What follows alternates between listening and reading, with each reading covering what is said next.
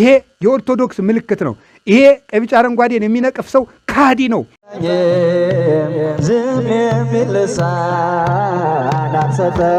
ዘፈን ይሄ ጥሩ መልእክት ያለው ሲሆን ችግር የለም።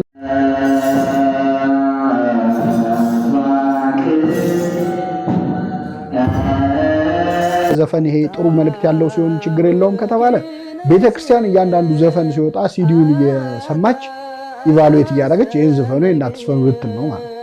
ስለዚህ በአጠቃላይ እንኳን በቤተክርስቲያን ትምህርት እንኳን ዘፈን ቀርቶ ስጋዊ ዘፈን ቀርቶ መጽሐፍ ቅዱስ እንደሚያስተምረንም ቤተክርስቲያን እንደምታስተምረንም ሞቅ ያለ መዝሙር ራሱ በጣም ያስደስት መዝሙር ከመንፈሳዊነት ወደ ስጋዊነት ሲያይል ቤተክርስቲያን ታስቆመዋለች።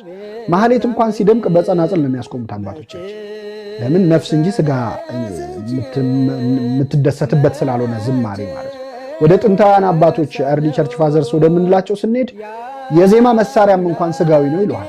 ኃጢአት ነው ባይሉም ስጋዊ ነው ይለዋል። ምክንያቱም የዜማ መሳሪያ ያስፈለገው ሰው አይምሮውን በዝማሬ በጸሎት ተመስጦስ መክተት ስላልቻለ ያንን የአይምሮውን ድካም ለመርዳት የተዘጋጀ ነገር ነው እንጂ አሁን ቅዳሴ እየተቀደሰ ከበሮ ቢመታ እንደ ዲስትራክሽን ነው፣ እንደ ረብሻ ነው የሚቆጠረው።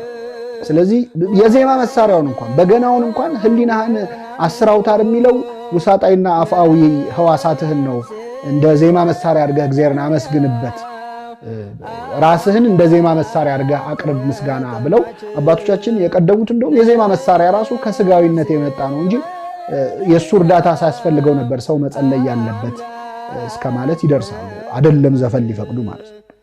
ስለዚህ አባቶች በድህንፃ መንፈስ ዝብጥ አውታረ መሰንቆ ለልቤ ይላል አባ ጊዮርጊስ።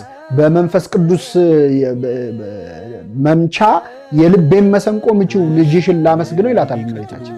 እንዚራ ስባት ሃርፕ ኦፍ ስፒሪት የተባለው ደግሞ የነ ቅዱስ ኤፍሬም የነ ያዕቆብ ዘስሩግ ጸሎት የሚያሳየው የሰው ሰውነቱ ራሱ የሰው ህሊና ህዋሳቱ ራሱ የዜማ መሳሪያ ነው እግዚአብሔርን ለማመስገን።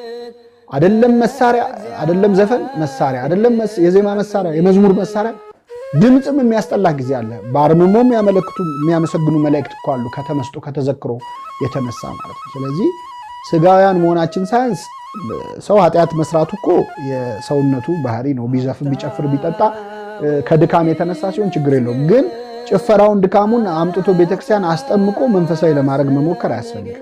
እኛ ድካም ስላለብን ስጋውያንን የስጋ ስራ እንሰራለን ብንል ያምርብናል እንጂ የስጋ ስራችንን መንፈሳዊ አድርጎ አፕሩቭ ለማድረግ እግዚአብሔር አይጠላም። ዘፈን ምናምን እንደዚህ አይነት ጨዋታ ብዙም ተገቢ አይደለም። ሰይጣን በነገራችን ላይ ራሱ የዜማ ምንነትን የሚያውቅ ነው። መልአክ አልነበረ? ሲዘምር ሲያመሰግን ነበር። ስለዚህ የዜማን ኃይል ያውቀዋል፣ በትክክል ተጠቅሞበታል። ዘፈን እኮ የሆነ ነገር እንድትሰራ ያደርጋል። ሚውዚክ ሜድ ሚ ዱ ኢት የሚል አንድ መጽሐፍ አይቼ ነበር አንድ ቦታ። ሙዚቃ የሆነ ነገር እንድትሰራ ያደርጋል። ናቡከደነጾር እኮ ስትሰግድ ጣዖት ሲያሰግድ ዘፈን ከፈተላቸው ነው የሚለው፣ በዘፈኑ ኃይል ተነሳስተው። ስለዚህ ዓለማችን ላይ ሰይጣን የሙዚቃ ኢንዱስትሪን ተጠቅሞ ያስመልካል። የህፃናት ሳክሪፋይስ እስከ ማስደረግ ድረስ፣ ደም እስከ ማፍሰስ ድረስ፣ የተለያዩ የጣዖት አምልኮ ስራዎች እስከ መስራት ድረስ ተጠቅሞበታል። ከሙዚቃው ጀምሮ ከላይቱ ጀምሮ ሰዎች አይምሯቸውን እስኪስቱ ድረስ ራሳቸውን መቆጣጠር እስከማይችሉ ድረስ ኃይል ያለው መሆኑን ተረድቶ ተጠቅሞበታል። ስለዚህ እኛ የተፈጠርነው ሰውና መላእክት እግዚአብሔርን ለማመስገን ነው። እግዚአብሔርን ለማመስገን ተፈጥረ ወርደ ጋራ ሸንተረሩን አበባውን የሰው መልክ ምናምን እያወደስክ ዓይንሽ አፍንጫሽ የሚል መዘመር መውረድ ከፈለክ መብት ነው፣ እሱ ችግር የለውም። ግን ቢያንስ መንፈሳዊ አታድርገው ነው። የሆነ አጥምቀህ ችግር የለውም እኮ እግዚአብሔርን አይጠላም ማለት አንችልም። በዓለ መስቀልን ስናከብር ወይም መንፈሳዊ በዓል ስናከብር በዝማሬ በምስጋና በንስሐ በጸሎት መሆን ያስፈልገዋል።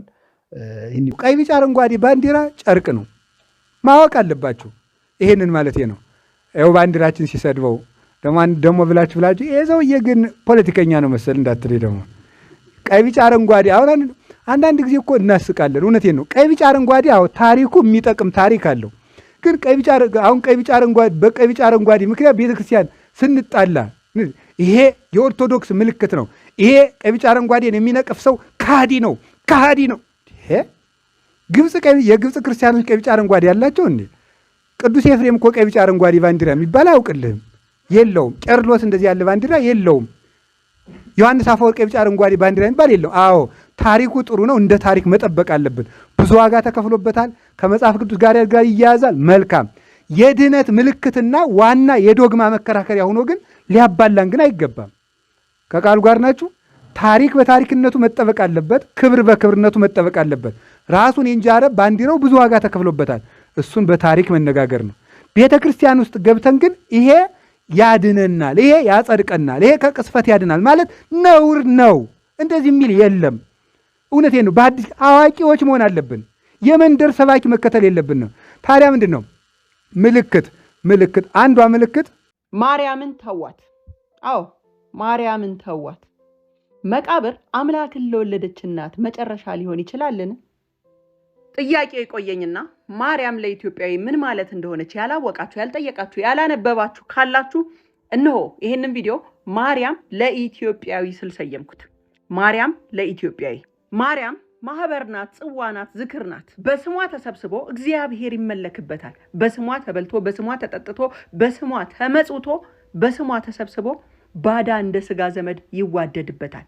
ማርያም ባህል ናት። ህገ መንግስት ሳይረቅ ፖሊስ ሳይደራጅ ማርያምን ብለው በስሟ ምለው በስሟ ውል አስረው በስሟ ቃል ገብተው ሀገር አቅንተውባታል። ፍርድ ቤት እስር ቤት ሳይሰራ በማርያም ተብለው ለጥል እርቅ ተቀምጠው ፍርድ ሸንጎ ቆመውባታል። ማርያም በጎ አድራጎት ሳይታወቅ ኤንጂኦ ሳይለመድ ስለ ማርያም ብሎ ጧሪ ቀባሪ ያጡ የታመሙ የተራቡ በልተው ጠጥተው ማደሪያ ያጣው ሳይቀር በስሟ ለምኖ ከማያውቀው ቤት እንደ ንጉሥ አድሮባታል። ለኢትዮጵያዊ ማርያም ስሙ ናት። ኃይለ ማርያም፣ ተክለ ማርያም፣ ገብረ ማርያም፣ ወለተ ማርያም። ማርያም ተራራም ናት። ደብረ ማርያም ተራራ፣ የረር ማርያም ተራራ፣ ዝቋላ ማርያም ተራራ፣ ጊሸን ማርያም ተራራ፣ ደብረ ማርያም ተራራ፣ መቅደላ ማርያም ተራራ። ማርያም ወንዝም ናት። አቃቂ ማርያም፣ ርህረተ ማርያም፣ ባህረ ማርያም ሀገር ከፍቅሩ የተነሳ ተራራና ወንዙን የሰየመላት። ማርያም ቋንቋ ናት። ሲገረም ማርያምን፣ ሲጨነቅ ስለ ማርያም፣ ሲመርቅ ማርያም በሽልም ታውጣሽ የሚላት ማርያም የህፃን ጠባቂ የአገር ዋስትና ናት። ለኢትዮጵያዊ ማርያም የምህላው መደምደሚያ ናት። የሰላም ሚኒስቴር ሳይቋቋም የአካባቢ ጥበቃ ቢሮ ሳይደራጅ ስለ እናትህ ስለ ቅድስት ድንግል ማርያም ተብሎ ማዕበልና ድርቅን የበረደባት ጦርነትና ቸነፈር የቀዘቀዘባት መደብ ናት። ማርያም በስሟ ተማጽነን፣ በስሟ ዘክረን፣ በስሟ ተሰይመን፣ በስሟ ምለን፣ በስሟ ተስለን፣ በስሟ መርቀን የማርያምን ትህትና የሰለሞንን ጥበብ ይስጣችሁ ብለን ሙሽራ የዳርንባት ስማችን ናት። ማርያም ማዳበሪያ ሳይታደል አርሶ የሚያበላ የሚያቀብል ገበሬና ነጋዴ በስሟ ጀምሮ የሚዘራ የሚያጭድ ስሟን ጠርቶ የሚያመርት ነው። ማርያም ለኢትዮጵያዊ የቤተ ክርስቲያን ቅኔ ማረፊያ ናት። ቀስተ ደመና የተሰየመላት የማርያም መቀነት ተብሎ አውሮፓና ዓለም ሳይንስ ባልደረሰበት ስነ ህንፃን እንደ ላሊበላ ዜማን እንደ ያሬድ በቅኔ የረቀቁባት ስሟን በልባቸው ይዘው ነበር ማርያም ብለው። ማርያም የቤት መሰረት፣ የጉዞ መሪ፣ የእርቅ ዳኛ፣ የድሆች ባንክ፣ የህፃናት ሞግዚት፣ የጽናት ምሰሶ፣ የቃል ኪዳን ቀለበት፣ የንጋት ብርሃን፣ የሴቶች ኩራት፣ የገበሬው ተስፋ፣ የጦር ሜዳ ድል ነች። የጸሎት መዓዛ፣ የህሙማን መድኃኒት፣ የዝምታ ጥበብ።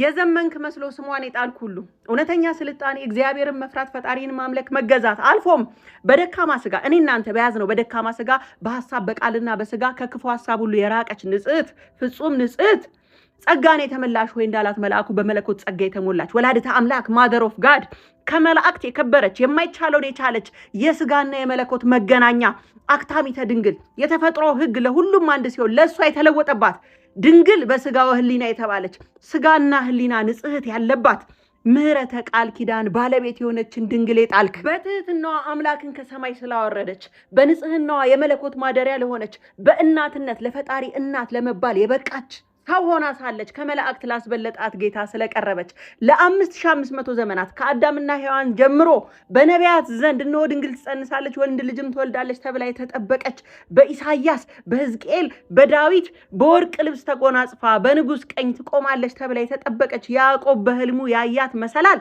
የትንቢት መፈጸሚያ ከትውልድ ወደ ትውልድ ሊተላለፍ የመጣውን ያ የበረከት ዘር ፒውር ላይን የሚባለው እናትና አባቷ ሐናና ኢያቄም ላይ እስኪደርስ ማርያምን እስኪያገኝ ድረስ በትዕግስት የተጠበቀች ከውልደቱ እስከ ህልፈቱ አብራ የነበረች አምላክ እናቴ ያላትን እራሱ አምላክ እንደ ዘመኑ ሰው ተጠቅሞ ጥሏታል ብለህ ስታስብ ገና እንደ ማስቲካ አኝኮ ተፍቷታል ጌታ ብለህ ስታስብ ገና ተገልግሎባት ዘመኗን ትቷታል ረስቷታል ብለህ ስታስብ ገና ድንቁርና ቤት እንደሰራ በወቅ አምላክ እንኳን አምላክ ይቅርና ፍቅርን የፈጠረ የፍቅር ባለቤት እኔ እናንተ እንኳን እናታችንን አድገን አልተውንም። የእናቶችን እናት ሊያስጥል ሲመጣ ዲያብሎስ ኢትዮጵያዊ ሆነ በመቀነቷ አድገህ እንዴት ቻልክበት ነው። ግን እንዴት ቻልክበት? ሃይማኖት ውሸት ሆኖ መጽሐፍ ቅዱስ ተረት ተረት ቢሆን እንኳ ማርያም የድርሰቶች መጀመሪያ እና መዝጊያ መጨረሻው ነች። እናማ ማርያምን ለኢትዮጵያዊ ተዋት እባካችሁ።